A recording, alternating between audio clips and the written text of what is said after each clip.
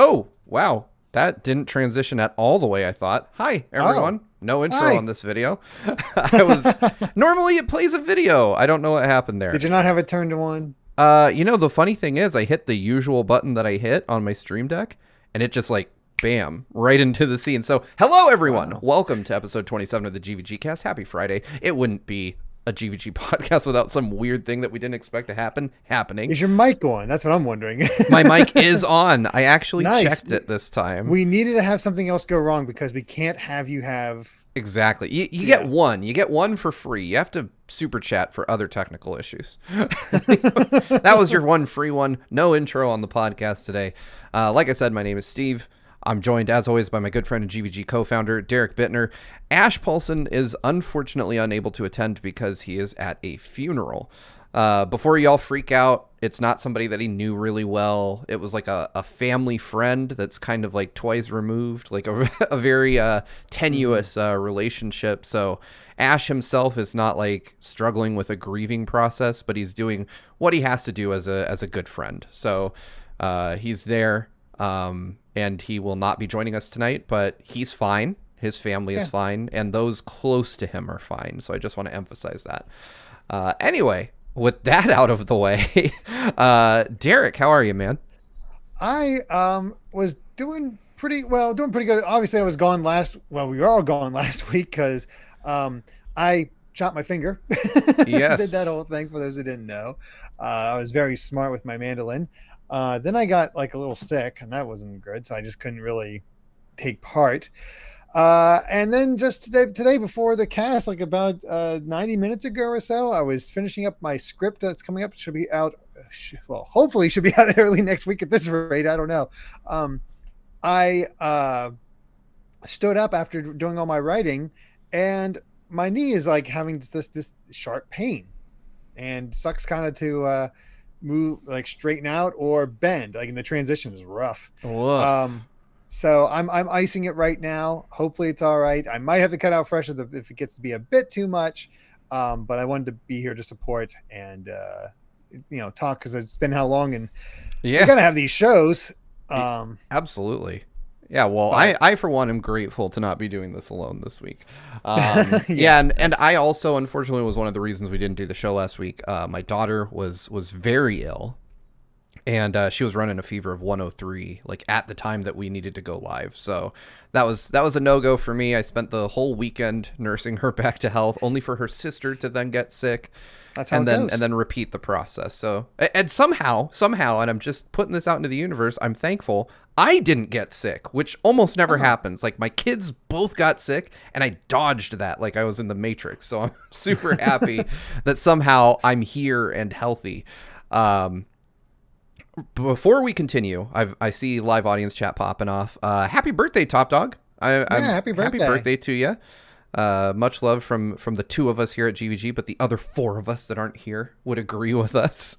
Absolutely. So just want to give you a birthday shout out. Before we get too deep into things, of course, as always, on each and every episode of GVGcast, this episode is sponsored by The Game Orb. And if you don't know it by now, you're going to get educated. The Game Orb is a YouTube channel that brings commentary and gameplay footage from the Nintendo Switch and Xbox Series X gaming systems. While games like Pokemon Let's Go Pikachu can be seen on the channel along with others, the Game Orb will also now be adding Splatoon 3, Super Mario Sunshine, and Fall Guys to the gaming collection. So be sure to subscribe to the Game Orb at the link in the description below. We met him at PAX West. Great guy. Fun to hang out with. Eddie, Game Orb, thank you so much for sponsoring the channel. You've been here since the beginning. We couldn't be keeping the lights on without you. So please go over to his channel, show him some love, give him a sub. There's 100,000 of you with us. You can definitely make an impact on his channel. So please do that if you haven't already. Mm-hmm. Whew. All right. Before the show started, we had like more super chats than regular chats. So as is tradition, I'm going to bang a few of these out. Then we're going to cut it off at one point and move on. Talk about some news, talk about some other stuff, and keep going. So starting us off, Gold Pac-Man 135 with a quartet of super chats, each at $2. Thank you so much, with his usual versus questions. So we're going to break down a few of these. SpongeBob SquarePants versus Aquaman. Aquaman. Yeah, Aquaman's an easy one for me on this one. Sorry, that's just yeah, no way. Yeah. Next up Dude is has a trident. Luigi versus Papyrus, and I'm ashamed to say I haven't played Undertale, so I can't weigh in really. Papyrus is kind of a goofball, so I actually go with Luigi on this one. Ooh, Luigi feels more competent than Papyrus. Nice. Okay. I still need to play Undertale. I bought my daughter a Sans plushie because she's seen Sans online and she wanted one.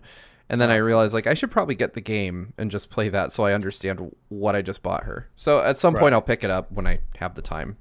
Oh, that's hard to think about. Anyway, this one for me is a layup. Again, Saitama from One Punch Man versus Omni-Man from Invincible. And I mean, Omni-Man's strong. Saitama would still beat him. yeah, I mean, if you're up on the manga, I don't even think you need the manga for this. Like the feats that Saitama pulls off in the anime even are just ridiculous. Like it's just way outside of what Omni-Man's capable of. And finally, we have Shadow versus Ryoko from Kill la Kill. If it's Shadow with Chaos Emeralds, then Shadow. Yeah. If it's without, I would argue that Ryoko could probably take him because she somehow can survive in space. And oh yeah, that did happen. yeah, and she survived re-entry into the atmosphere by holding a shirt in front of her, which means that she's she's pretty tough. Yeah. All right. Well, thank you so much for those gold Pac-Man. I hope we helped you build out like your versus headcanon. Following that, we had Duncan Metcalf with $5 says, "Hey GVG, what games do you think will become cloud games for the Switch? I predict RDR2 and the Callisto Protocol." Ah, man. Red Dead Redemption 2 I don't think is going to happen. I think if it were going to, it would have already, considering Red Dead Redemption 2 has been on Stadia for years now. And it's been on PC for like the same amount of time. So I think they would have ported it already. Street Fighter 6 I could see getting a cloud Street Fighter 6 that might maybe because it already requires a lot of online, so it's like not that different. Yeah, exactly. So you got to be online to play that game anyway, or at least to get the most out of it. So I could see them maybe doing that for people who don't want to pick up a PS5 to play it. Juan Delgado with Final Fantasy VII Remake, that makes some sense, and we know Square does this, so at least that one would merit it. I actually think that we're going to get a full-on port at some point of Final Fantasy VII Remake because, what's it called? It's not the Final Fantasy VII Crisis Core Remake is coming to Switch natively. True, but and that to me looks like it's in the same engine. So I don't know. That one's it's tough. I'm excited either way. I'm just shocked we're getting a new Final Fantasy VII property on Switch. But I'm excited to see that. But yeah, I could see Remake eventually making that leap. I could see them if they don't want to compromise, because Square Enix does love a good cloud game for some reason. That they do. All right. And before we cut it off, and thank you for the super chat, Duncan, Aramis Baramis with his usual incredibly generous $50 Crazy to say super that's chat. the usual. Yeah. Just says, "Hey GVG crew, here's to another great cast." Well, thank you so much. We appreciate your generosity. And Jaden, we will get to your super chat once we get to talk a little bit of news. And I'm gonna jump right to the one that people... news, or do you want to say what you've been playing at all? Oh, that's true. Well, what I've been playing in news we talked about how we're injured and have like sick kids. That's true. That's true. Let's give some good news. what I've been playing today specifically, I've been playing the ever-loving hell out of the Street Fighter 6 closed beta. Ah, lucky. Which this game is so good. I mean, who's your main so far? Oh, it's Ryu. It's always Ryu. Oh. I have dabbled, but my whole goal was to take one character that I know and just kind of use it as a measuring stick for whether or not I like the general mechanics of the game. And I'm pleased to say that I think 6 feels even better than 4. And I thought 4 was like a high watermark for the series. So it's really, really good. I think there's some interesting stuff they're doing. They only let you play like the lobby mode, but like in the lobby mode, you make a character and you run around and you sit at arcade machines to fight people, which I think is a really cool visualization of lobbies. I've seen some horrific examples out there Yes. of the creations. Oh Like you can man. get weird. I saw like a guy who like had no abdomen and then had the widest torso I've ever seen and had like stubby little baby arms and like these huge thighs, and he was bioluminescent, so he was just glowing.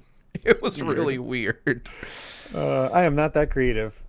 Yeah, it was. I just tried to make as close to myself as possible, but Yes, just Cutie Caitlin, thank you for that one. That's the one I saw on Twitter. That is a nightmare. yeah, there's a Look lot at of Thunder nightmarish. Thighs, There's a right lot there. of nightmarish creatures in the lobbies. Like it's kind of terrifying to see. And I've been trying to kind of suss out like if I see someone, the weirder I'm like trying to determine the like weirdness to skill ratio. Like how much time did you spend in the character creator and how does that translate to how good you are at Street Fighter? um but so far I've only lost to like 3 people maybe. Not that Like bad. I'm Guess I'm you're doing tearing well. it up in there. I'm gold rank already. That's better than I did in 5. Um But I will say it is really fun. It's insanely addictive. I'll probably stream it at some point over the weekend just so other folks can see it. But it's man, it is living up to the hype. And yeah, the lobby is kind of a nightmare of Lovecraftian type creatures. But besides Seems Street that Fighter way. 6,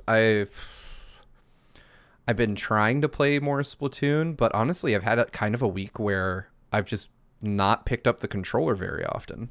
Mhm. How about you? Yeah, I played here and there, some things. My big focus this week, well, before it was getting Donkey Kong done, and just because of the finger injury, I can't. It's difficult to type, Imagine especially that. when it happened at first, because I was just my pinky was just so wrapped up. Um, so I was like, okay, I need to switch. I can't do super long videos anymore for a bit.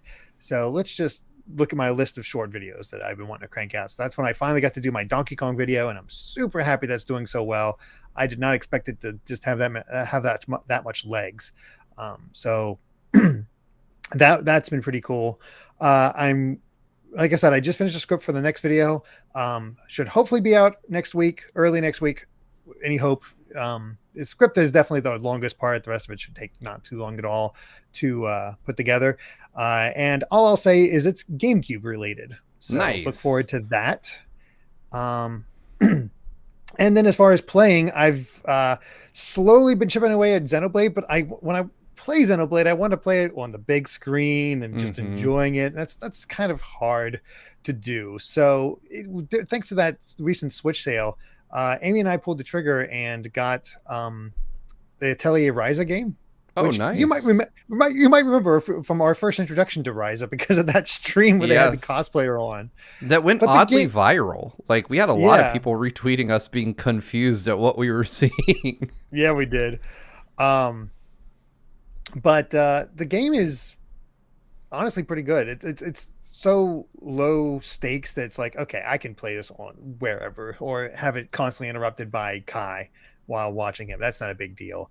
And yeah, it's a cute little game, and the actual alchemy portions of making new items is actually pretty addictive. Nice. So, I've heard yeah, good things about that series, and I used to pick up the games in it out of habit, and I don't think I've ever played one, but I've always wanted to. Like, so I own several on PS4. Mhm. And yeah, Atelier is super old. I've just It's like from SNES days, isn't it, or like I PS1 or think so. PS2, something like that. It's been keep around us for a honest long in time. the live audience on that one. But yeah, that's awesome. Like I'm really glad to hear that. I want to try them, and I think I'm gonna try it at some point. But it's just one of those things where there's not enough time in the universe for me to try every game I want to try. But yeah, this week I was just like, I don't know, in a funk, I guess. Like when I wasn't first off, for those of you that don't know, like my kids were home every day this month. This is my first day in like a month where I'm just by myself. And usually I try to be the best parent I can, because again, the nature of my situation is that I don't always get to see my kids.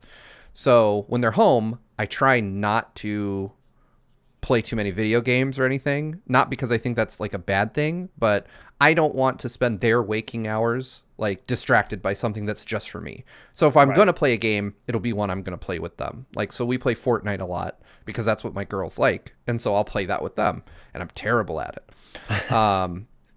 But because girls, you need to get into Street Fighter. Yeah, I can't play Jackbox with the kids. Oh my God. Jackbox goes places that my children aren't allowed to go. But yeah, so we play more casual games, and I won't sit down and play like Xenoblade because I'll just get sucked into it, and I don't want to be like, hey, just one more minute, I got to get to this cutscene, when my kids are home. So I try to save that for once they're in bed. But the compounding that is that they are on break. So like they're on break from school, so they also aren't going to bed at their usual like 8 o'clock. They, I mean, it's break. I let them stay up. So yeah, they stay up till about 9, 10. And then by the time they want to go to bed, I want to go to bed. So they go to sleep and I'm like, all right, good night. I'm going to my room too. So for the last like week, I just haven't really had the energy. Once I have the alone time, I'm like, I'm either going to clean or I'm going to go to sleep. Yeah, that's how it goes. But yeah, either way, lots of games to play, lots of, and I'm sure next week I'll report in on a whole bunch of stuff I've been playing. I just got a code for No More Heroes 3 for the PS5, which I'm super excited. I got a PC game that I can't talk about, but I'm really excited to share with you guys. So, duty calls. Next week, I think I can talk about the PC game that I'm not allowed to mention right now. So yeah, I'm very excited to try those out. But yeah, No More Heroes 3 Functioning Edition, as Brandon Bovia says in the chat. It does seem like the version to get. Yeah, I saw some footage of the PS5 version running, and I was like, oh, I definitely need to try this. I also just want trophies for No More Heroes, but historically the PlayStation ports of those games are not good. So it'll be interesting to see if Xseed kind of nailed it this time. Speaking of, all right. We've got a little bit of news. I'm going to read one super chat out, and then we're gonna move on to. We have two super chats. We have a few. We have quite a few. Oh, we do have quite a few. I hate the way OBS refreshes slowly. Thank you guys so much for your generosity. Let's talk about those super chats a little bit. Jaden Buck with $10 says, "Crazy Question Fridays. Crazy question number 53. The teaser trailer didn't have it, but the bet is still on. What do you think will be the first line we hear from Seth Rogen's Donkey Kong?" Yeah, I could definitely, I've got two different things in my mind for this. One is that we're going to hear like a traditional monkey sound, which will not actually be Seth Rogen making the sound. And then he'll like cough and start talking to Mario, and it's going to just be Seth Rogen's voice. I do not believe that he's going to try to be something other than Seth Rogen. I mean, there was a whole joke in the Rescue Rangers movie where it's just, they had a bunch of his characters come out and they all talk the same because he doesn't do a voice. Yep. Oh man, did you see, there's a clip circulating on Twitter of Bowser in Jack Black's voice saying F you to the Penguin King? No, I did not. Oh man, it's so good. It's like they perfectly cut it, and it's perfectly synced to Bowser's mouth movements. It's like he got the Penguin King is like, "Do you yield?" and Bowser like laughs, which is the original clip, and then it cuts to Jack Black going "F you," like and then burning down the castle. Which I'm gonna try to find that for the post show later. There's been some good ones. Like I've seen somebody like edit out Mario and have it be the Hotel Mario sprite. Oh no! Animation and have all that. Nice. Our own Brandon did a very convincing impression, which was he put on his Twitter. I think it was really, really good. Mm-hmm. Yeah, he does such a good impression. Yeah, he does. It's scary. Anyway, thank you so much, Jaden, for the question. But yeah, I think it'll just be Seth Rogen talking. I couldn't guess the line if I tried. I do agree that the laugh might be the first thing, just because it's got like meme status on the internet now. Mm-hmm. All right, moving on. P Sharp with $5 says, "Mario movie looks amazing. Which Nintendo franchise is next for a theatrical release? Thanks for the show, guys. Longtime listener." Well, thank you so much for being a longtime listener and for your $5 super chat. Yeah. I'm gonna go with one of the first videos on the channel here and say Metroid. Metroid is ripe for a movie. I mean, it is, but honestly, I'd feel like they'd go for Zelda next. Like their big two is Zelda and Mario. So, Yeah, I want to say though that I heard somewhere that a Metroid movie was already in pre-production or planning or something. oh, okay, I I could don't be know. wrong on that. I could totally be wrong, but we all know that Nintendo is going to do another movie. They put out that thing saying like, "Oh, Nintendo's got a film division or something now." So they're taking it pretty Mm. seriously, and I do think the Mario movie is going to do insanely well for both Illumination and Oh Nintendo. yeah, And Nintendo would be really stupid to just stop at Mario. um, time to sequel. Time for Donkey Kong get his own movie. Time for whatever else. Yeah, I'm gonna put a really out there prediction though, and I'm gonna say not the next movie, but there will eventually be a feature length Pikmin movie. I think Yeah, that the that's what concept of Miyamoto's. Pikmin is like perfect for a movie, and Miyamoto, like you said, in the Wii U era, he put out all those shorts. He wants to make a Pikmin movie. You can totally make a buddy comedy featuring Olimar and Louis. Oh, absolutely. Even though Louis is kind of a villain, but come on, they would probably shift his character a bit so they could have like a buddy comedy type thing. Oh yeah, yeah, absolutely. All right. Well, thank you so much for the super chat.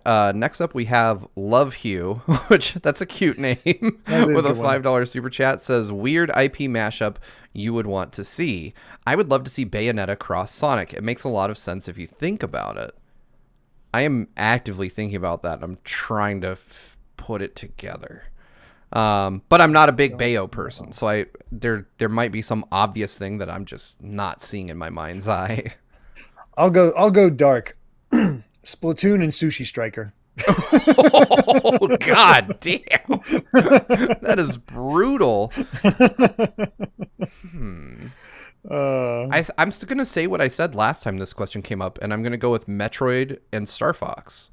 yeah. Space bounty hunters. I would love to see Samus and Star Fox team up. All right. Well, thank you so much, Love Hugh, for the question. And finally, we have Vedran with $5. Says, I'm back after being absent a bit. Happy Friday, and hope Derek and Steve's family feel better. Well, thank you. Thank you. My family certainly feels better. If you saw at the top of the show, Derek's still got some bandages on, and he's icing his knee. So I wouldn't say better, but improved. Yeah. We'll go with that. Yeah. All right. Well, with those out of the way, let's go ahead and talk about some of this week's gaming news. And let's just start because we kind of touched on it first. That Super Mario trailer. I know we've got a video out on the channel, but it merits a little further discussion. After getting to simmer a few days, Derek, how are you feeling about that trailer we saw? I'm still feeling pretty positive. I don't think anything. I've watched it like 2 or 3 more times, and I don't think anything about it is setting off too many warning signs. Honestly, I've been watching a lot of the meme stuff, and somebody mentioned earlier, but the idea that Chris Pratt's Mario sounds a lot like Linda Blair from Bob's Burgers, Oh, I saw and that. like you hear it, and it's like, whew. Yeah, it's something else. Uh, and I think I still feel pretty positive about it. I still feel like it has a lot of some potential. It's not going to be the most amazing movie ever, obviously, but I think it's a good first step to grow off of, kind of like how the Sonic movie was. It'll be good for what we want.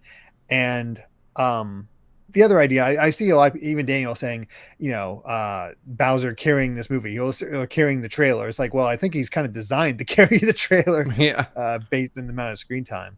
But the voices I've heard all seem fine. Chris Pratt obviously needs more time, but honestly, the one I'm most interested in is Peach at this point. Like, what is Peach's characterization going to be? That's what I'm curious about.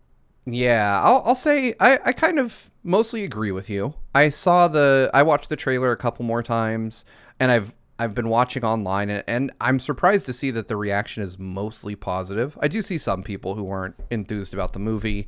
Our good friend Imran seems not to really be into it, which I mean is fine. Everybody Yeah, has their opinion, um, but I will say I thought Chris Pratt did a fine job, like fine. it's about what you'd expect. Yeah, it's a middle of the road, inoffensive voice. Mm. And I feel bad because I did see some tweets from both Charles Martinet and Tara Strong saying that Charles Martinet is absolutely crushed that he's not in the movie. Oh, of course, he's And I done it for get that. so long. Yeah, he's kind of defined the character on the video game front. But I'm not gonna. I'm just going to be honest. I don't think I could listen to that voice for like 2 hours. I think that Mario's voice is like hyper energetic in the games. Maybe like he could work with it, but it would still not be the Mario voice. You know what I mean? Like that, it would not be the voice that people want him to do, I guess. So, yeah, the thing is, I mean, well, you didn't go see Dragon Ball Super, but I did not recognize Martinet in his role in Super. right. He is he completely different. So I think if Martinet was cast, I don't think he would do the traditional Mario voice. He'd adapt it to fit better with the movie. So I think I think he'd be fine. I think everybody just assumes that he would do it and just knows Martinet from Mario, but dude has Right. range. Oh no, I agree. I've heard him in other roles. I've even seen he used to do TV. Like he did live action shows way back when he was much younger.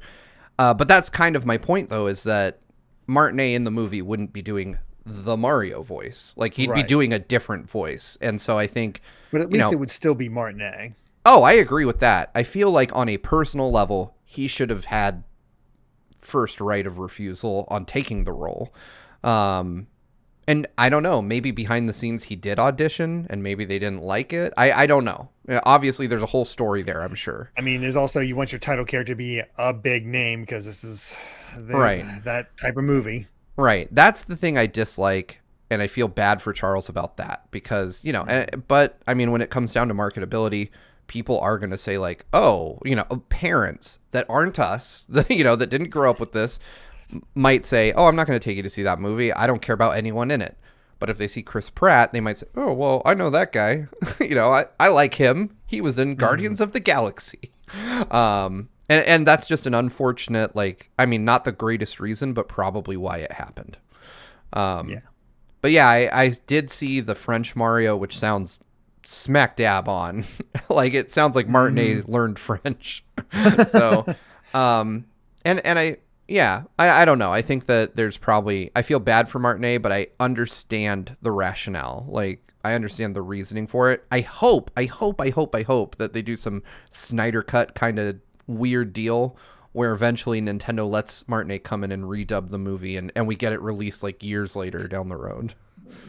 That'd be a fun little bonus feature to just have the Martinet cut. Oh, absolutely. Absolutely. Oh, Martinet does speak French. I don't know these things. I've met him twice, but it was the extent of, him saying hi and we took a selfie. So I've never sat down and talked to him. Anyway, we have a bunch of news we can get into, and then we'll read some more super chats. So Mario trailer, I'm still the same mind as you are. I think it's going to be good. I'm cautiously optimistic, maybe even a little more than that.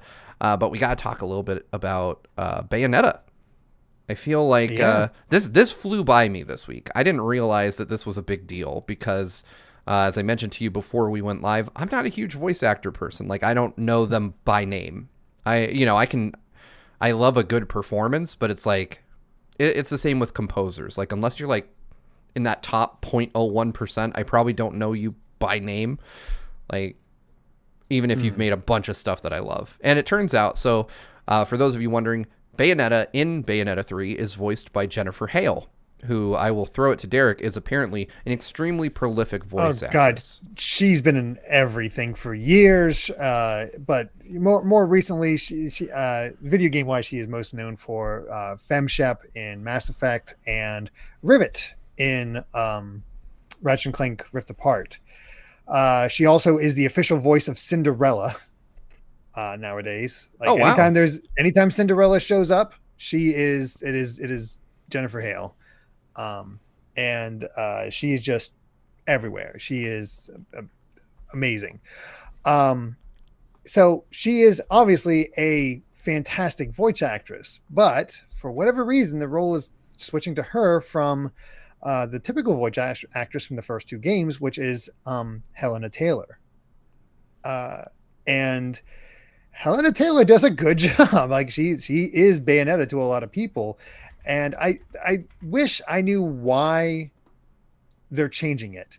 Apparently they're saying overlapping schedules. Like there's in this statement from the game director, Various overlapping circumstances made it difficult for Helena Taylor to reprise her role. We held auditions to cast a new voice of Bayonetta and offered the role to Jennifer Hale, whom we felt was a good match for the character.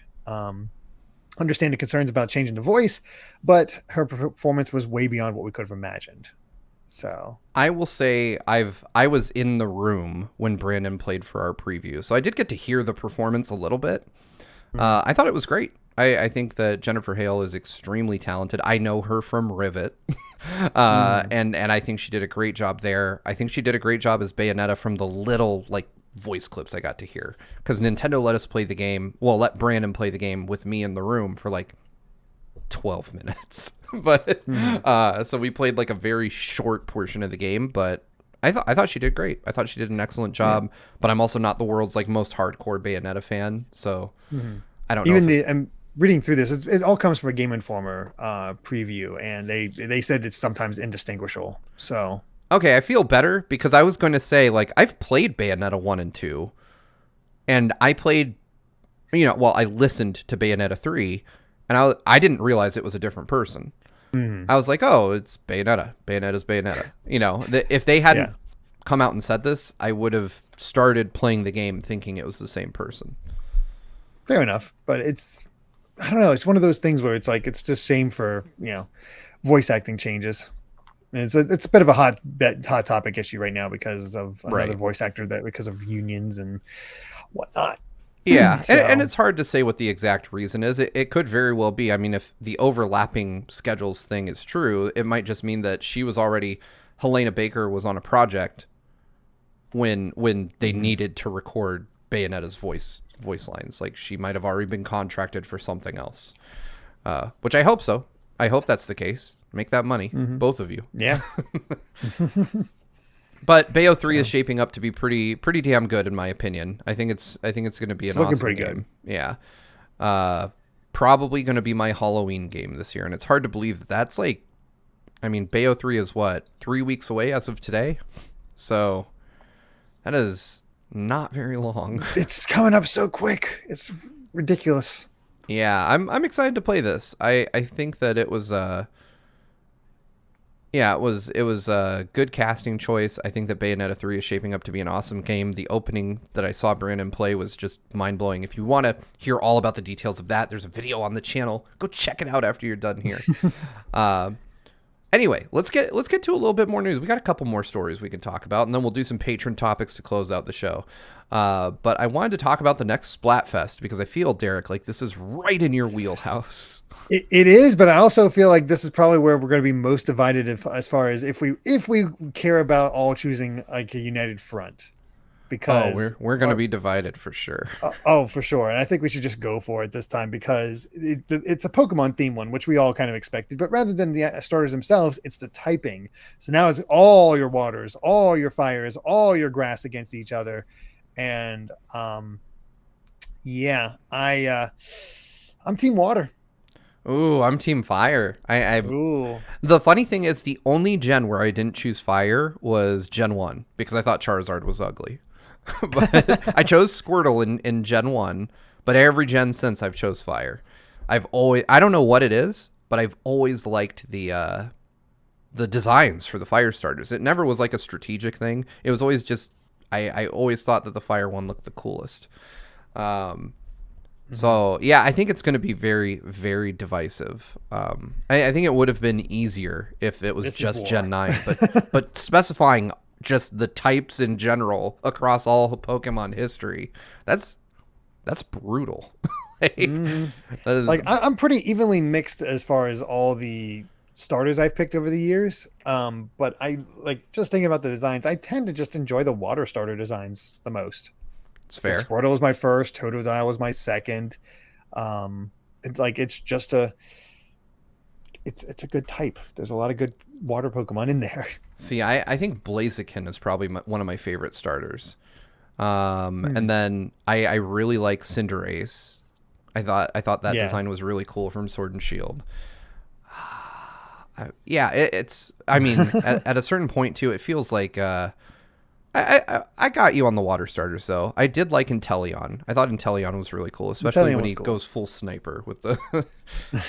He's And he's hey, a cool- I love that I was right. Everybody is all about Litten, and I'm like, no, Populeo's best. And then they reveal Final Evolutions, and it'll be like, oh my god, Populeo's Final Evolution is amazing. And I'm like, yes, you chose wrong. I have Welcome back not to the light. seen the final evolutions. Oh, For... you've not seen Primarina? Oh yeah. Sorry, I'm like getting switched up on generations. I thought you meant the final evolutions from Scarlet and Violet. I was like, when did those come out? Oh no, those have not come out. Yeah. Yeah. No, I've seen those. I still like. Oh my God, what's his name? Incineroar. I think he's kind of cool. I like the wrestling angle though. I think that's kind of Right. funny. But yeah, I'm excited to see this. I'm definitely going Team Fire. We're just gonna have to agree to disagree on the teams that we choose. It's just for the way this it one. goes. Yeah, exactly. But yeah, that one's cool. We already talked about Street Fighter 6's beta. Let me read a few more super chats, and then we're gonna jump into our patron topics. Real quick on the Street Fighter though, they revealed today that you can customize your entrance. Yes, like the new challenger. That is so freaking cool. Like I can't believe nobody's thought of that before. I've never thought of that before, and it's so. I love awesome. it. The thing that disappoints me is that most people aren't doing it. Like I will say the menus in Street Fighter 6 are a little bit cumbersome. It took me like 30 minutes to figure out how to get there. Cuz it's like buried in a menu, like you have to go to the lobby, like that little lobby where you can run around with everybody's nightmarish creatures.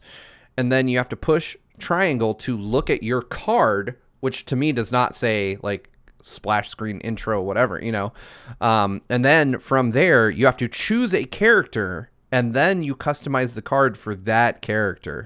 It's just like 5 menus deep to find it, but they have really cool ones. So every fighter has a Street Fighter 2 pixel art style intro card option. Cool. So it's like they did like character portraits in the Street Fighter 2 style for everyone. And the thing I love is that for the returning characters, it's them in their Street Fighter 6 style. So you have Ryu, like the typical like fist up near his chin, which was always an awkward thing that they did for the portrait, but he's got like the beard and he's all haggard and he's wearing the new outfit. Looks really cool. They've also got some really fun like pop art renditions of each character. Like Jury has one that's really, really cool looking. Looks like it could be in like Jet Set Radio or something. But yeah, I really, really like what they've done with Street Fighter 6 so far.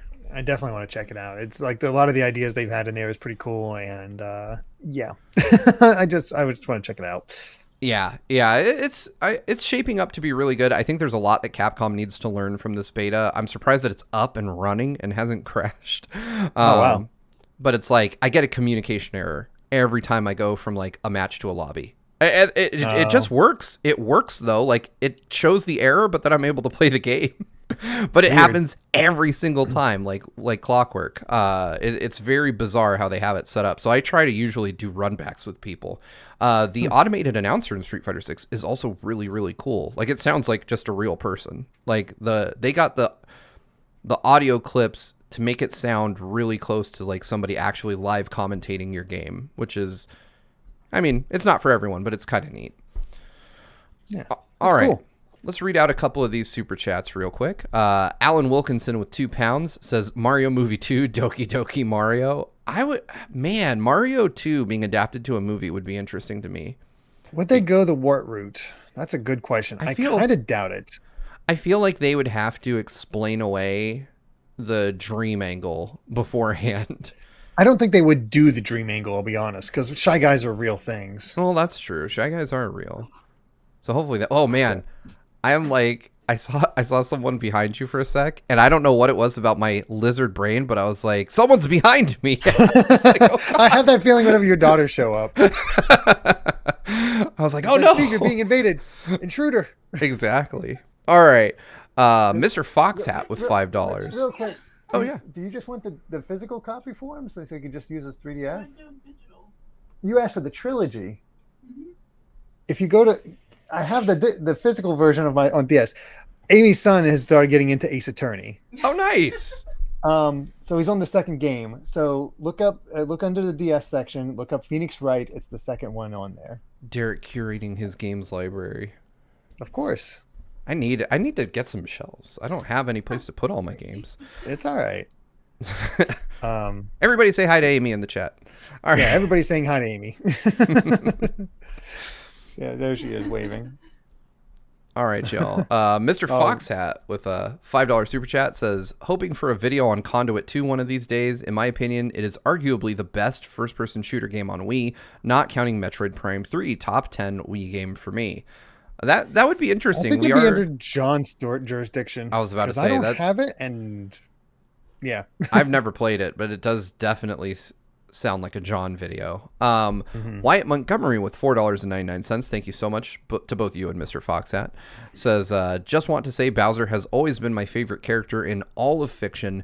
Seeing him realized in such a dramatic way means so much to me. I think Bowser has really come into his own over the last several years in media. I think, honestly, for me, it started with the Nintendo 3DS stuff in Japan, and it's just kind of improved from there. But Bowser has been a standout in Nintendo's, like, their more recent portrayals of the character. I think they're doing a lot to add personality to him, which I like. Thank you for the super chat. Yeah. Oh, yeah, go ahead. You're looking at 3DS, Amy. I was looking up here, but you have, first of all, these are not in order, and I don't see, this is I'll be right back. You keep reading super chats. All right, thank you all for the super chats. Yes, thank you guys so much. Duncan Metcalf, well, this is a perfect one for me anyway, with $2 says, did you see the Last of Us TV trailer? And I absolutely did. The Last of Us looks really, really, really good. I'm excited to check out the HBO show. I actually didn't get to do a video because it was off the record, but I met with Neil Druckmann in Seattle during PAX, and he and I talked about the show, and he explained to me that he is very hands-on. Like, the show is his primary project right now. So Neil Druckmann, we got the boy Ace Attorney. Nice. Neil Druckmann has been literally like holed up in his office reviewing the show and comparing it to the game and sending notes back to HBO. So I think the show is going to turn out great. I think it's going to be an amazing show. I'm super excited Who's for this? it. Duncan Metcalf with $2 asked if I had seen the Last of Us show TV trailer. And I was mentioning that while we were at PAX, I actually went to an event and I got to hang out with Neil Druckmann and talk to him for like 20 minutes about the show. Oh, wow. And so he was telling me that he's been like that has his full attention, and he's been getting like scenes back from HBO, and then he like approves the scenes to go into the show. Like, and he told me his process was that he watches the scene back and compares it to the original performance of that scene in the game, and then he'll either like send back notes like, hey, maybe change this, or he'll, you know, give it his seal of approval. But apparently he's extremely hands-on with the production of the show. So that's awesome. I'm really excited to see it. Yeah. Following that up, Shay R with a $1.99 just donation. Thank you. Thank you. Shay R followed up actually. So I'm going to skip over. I didn't forget you, Dark B Andy, but I feel like because Shay did one super chat that said nothing, we should probably read this one. It says, how is the battle system in Xenoblade 3? I'm thinking of getting another game alongside Bayonetta 3, and I'm torn between Splatoon 3 and Xenoblade 3, and that is tonal whiplash. Yeah, it is. So Xenoblade 3, my special edition came in, by the way. So nice. Cool. So we got this. I don't regret not buying it, but I definitely have FOMO about not buying it. Oh, it is gorgeous. Look at that art. Oh my God. The battle system is active, but it also eases you into it. It is there's a lot of elements, and it may not always be exact right at first, because I don't know your RPG background. Like, I don't know how active you are, but it does gradually put you into it, and I think it's a great choice, especially if you want a great story and a lot of content. Yeah. I think if you're looking for something that you'll spend a lot of time with, Xenoblade 3 definitely scratches that itch. I haven't finished it yet. I'm in like chapter 5, and it's really, really good. But obviously, if you're more into like pick up and play multiplayer shooter type stuff, then Splatoon is probably the game for you. It's just, they're so different that it's hard to recommend one versus the other, because it really comes down to your personal taste. But the battle system is good. It's very good. I think it's better than 2, and I liked 2 a lot. So I think it's the best battle system they've had, honestly. Yeah, couldn't agree more. Thank you for the both the super chats, Shay. Moving on, Dark B Andy with $4.99 says, we forgot something. What about that rumored news on the Horizon Zero Dawn remake? It's early, but I also think my knee-jerk reaction was to say, like, oh no, this is awful. But I saw some folks on Twitter talking about it, and they're like, well, didn't we already get this with Ghost of Tsushima? And I can't remember the other game. It wasn't The Last of Us, but they were like, maybe this is more of like a director's cut than a full-on remake. And I was like, that really does beg like a very important question. I think that if it is like, if they position it as a director's cut and it's like, oh, and Death Stranding, that was the other game. Oh yeah. Like if it's that where there's like a $10 upgrade fee if you already have the game, and it's a minimal, like, you know, the game's been retouched, maybe it runs at a higher frame rate, I think I'm okay with that. I would hope that'd be the case, because Horizon Zero Dawn on PS4 is dirt cheap. You can find it for like $10 or less most times. I picked it up for $4. Yeah, it is dirt cheap. It's kind of why at this point I'm like, you know, I could probably wait a little bit on Horizon 2 because it'll get dirt cheap. Same with probably why I'm not going to pick up Mario Plus Rabbids at the launch, because it'll get dirt cheap. Yep, agreed. I mean, Sony likes to put their games on sale. And so, you know, but I do think if it's marketed that way, then I'm totally cool with it. If it's just, hey, here's a mildly improved version for $10 more, cool. Yeah, do it. If it's, here's a $70 full retail, we retouched the amazing graphics of this game for some reason, I'm kind of less on board. So the jury's out for me. I really need to hear some kind of official confirmation from Sony on what their actual plans are before I decide if I'm going to invest in this or not. And I would say that's what I would caution everyone to do, because a lot of people hear the word remake and they think, again, The Last of Us Part 1, $70, full retail release. I don't think enough time has passed for Sony to think that that's going to work. I really, really don't. Horizon is 5 years old. Imagine getting a remake of Breath of the Wild. I just don't think it's going to happen. I think we are going to get an enhanced version, but it'll be a port, not a remake. If it is a remake, holy hell. It's definitely not going to be a remake, I feel. It's not going to be like Resident Evil 2, for example, or anything like that. Yeah, it hasn't been enough time. And I agree, it's got a PS5 patch, it's on PC, but you could do some other stuff. You could bring some of the PC features to PS5. You could, you know, push it up to 120 FPS, stuff like that. I don't know.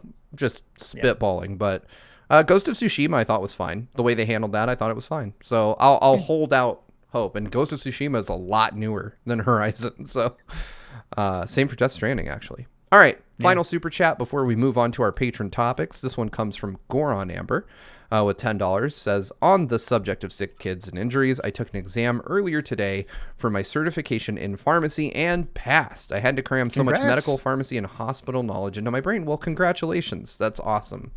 I hope that you are able to put some good into the world with that newfound knowledge. Help me. There you go. Go fix Derek's knee. And his fingers. Fine. My fingers are basically fine. I'm just making sure that I needed to scab over. But yeah. No way, exactly. But yeah. Yeah. So either way, thank you so much for the super chats.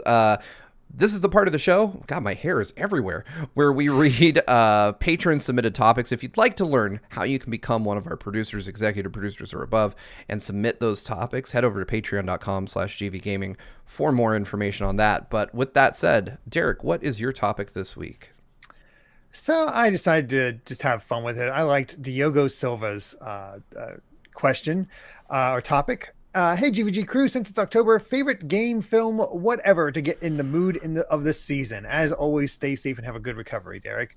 Thank you so much. And I love Halloween. It's fun. I don't really have a game that I always go to. I like just finding another scary game that I can try to do. It's why I do my Hollow stream every year for streaming. It's been Luigi's Mansion. It's been Fatal Frame. This year it's Parasite Eve. Good stuff.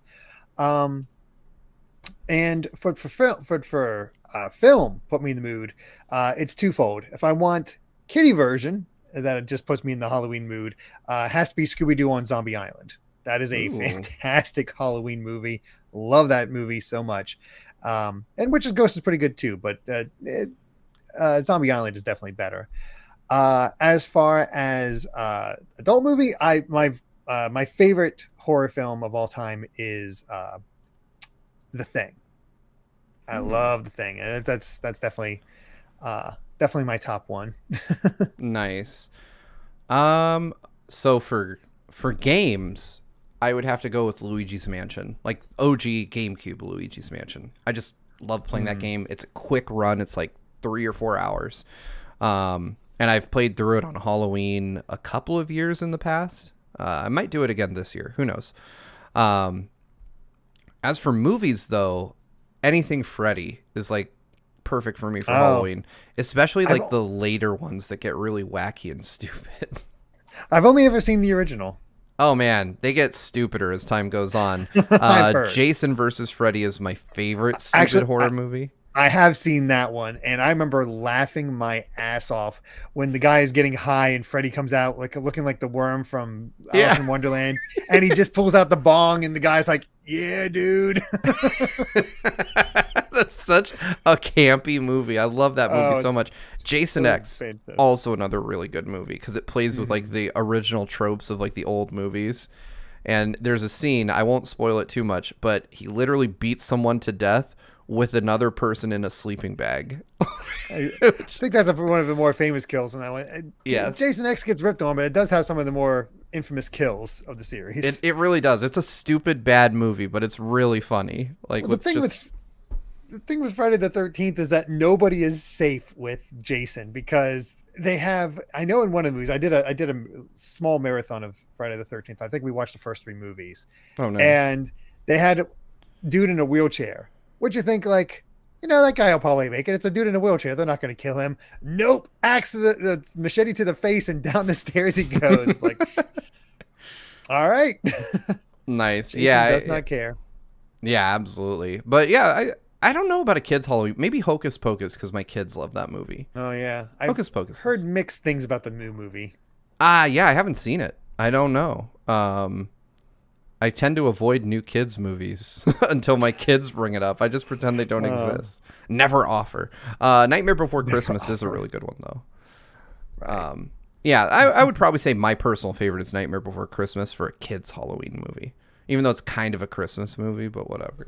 Yeah, all right. I'd argue it's almost more Christmas than Halloween. It is, but merch comes out for it on both holidays, so yeah, take advantage of it. Exactly. All right. Well, thank you so much for that question. Mine comes from, and I just love this name, Aflac McQuack. Says, I have finally become a patron after way too long of a wait. Well, thank you. Glad you're here. Thank you. It says, but it's time to drop a question. Do you think The Legend of Zelda Tears of the Kingdom will be the last of the Goddess Trilogy? I dubbed it Goddess Trilogy as Breath of the Wild focused on blue, Age of Calamity focused on red, and Tears of the Kingdom seems to be focusing on green. If so, what direction do you want to see the Zelda series go next? Man, this is tough because I don't really subscribe to the idea that Age of Calamity is necessarily canon. No, I don't either. So I don't really believe that it would be tied into the actual canon of Breath of the Wild because of the things that happen in the game that kind of point to the fact that the two can't exist on the same timeline.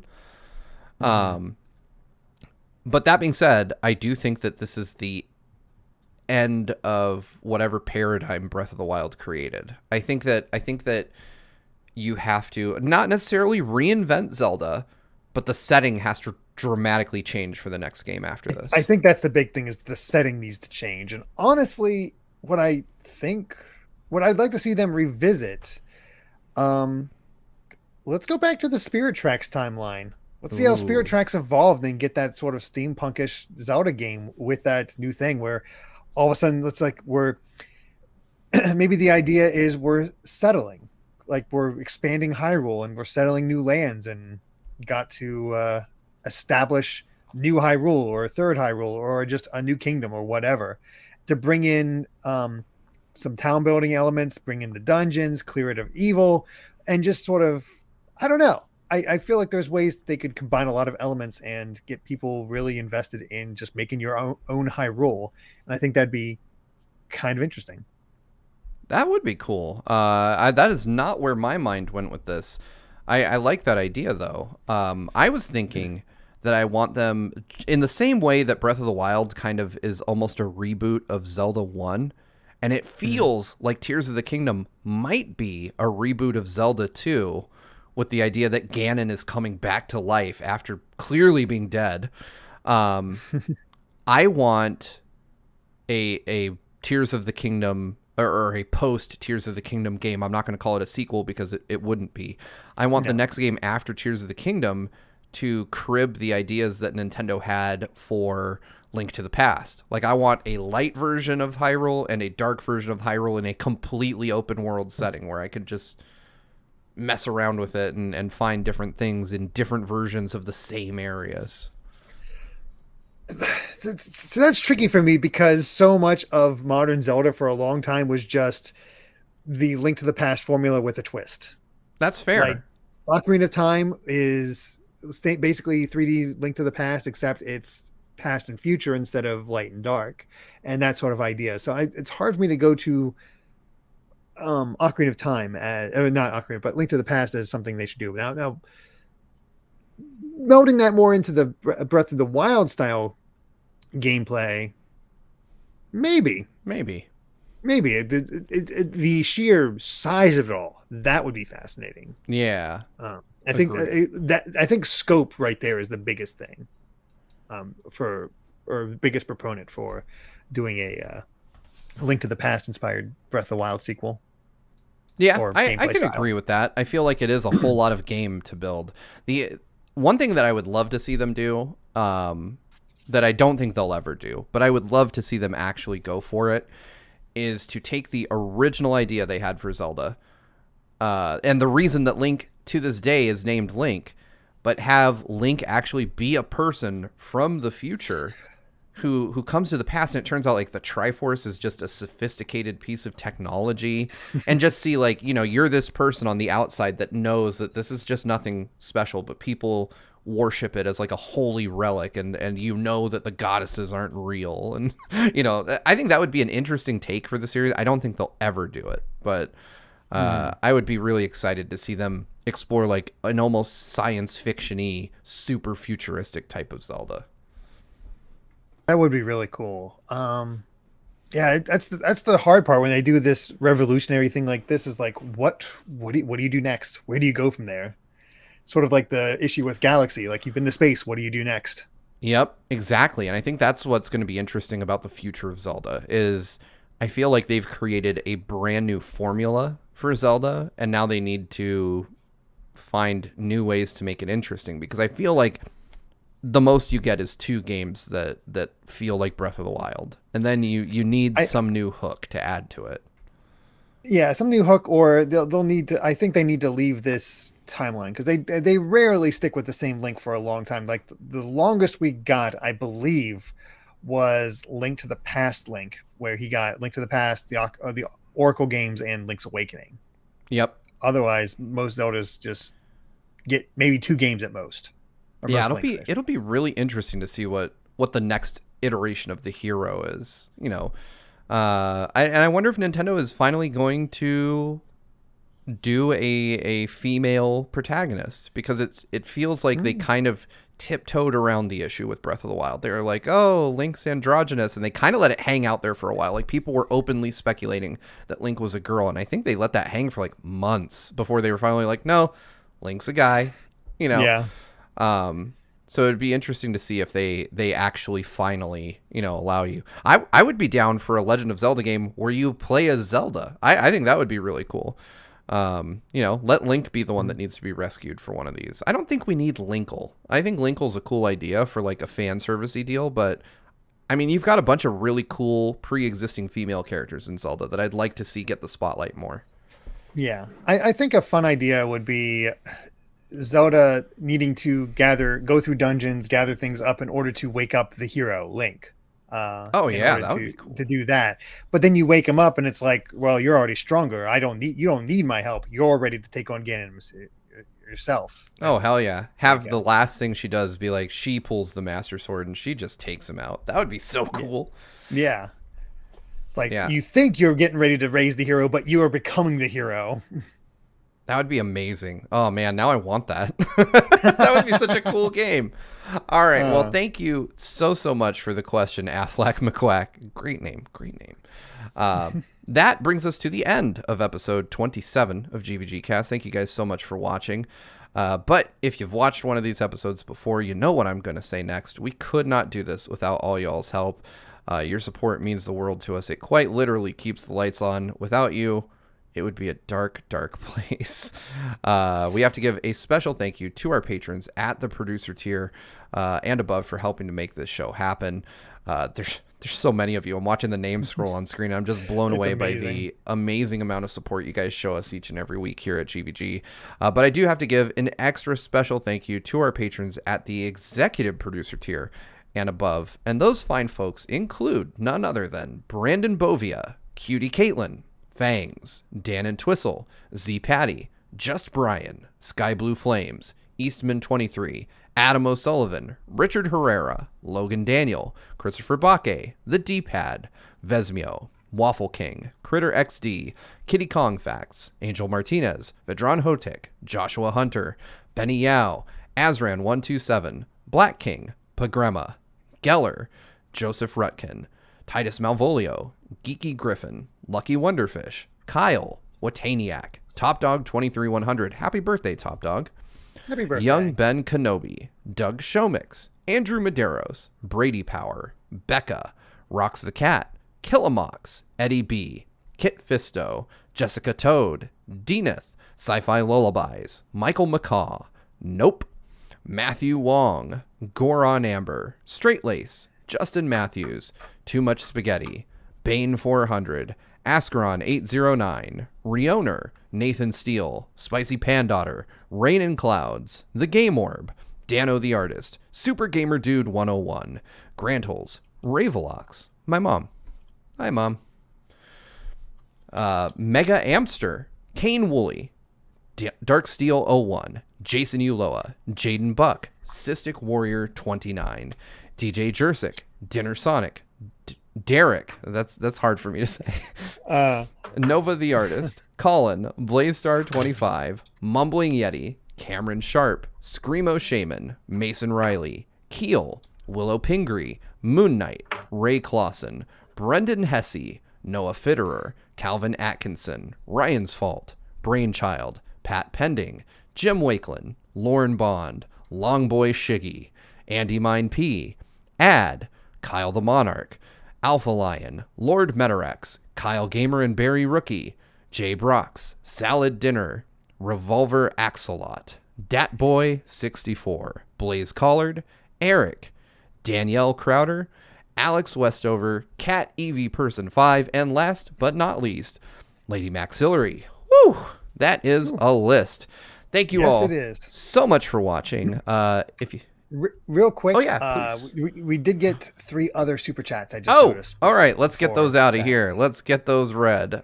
Sorry about that. Before we leave, thank you guys so much for your super chats. Goldman Pack 135 with $2 says, your opinion on Disney's Pinocchio 2022. Me, awful.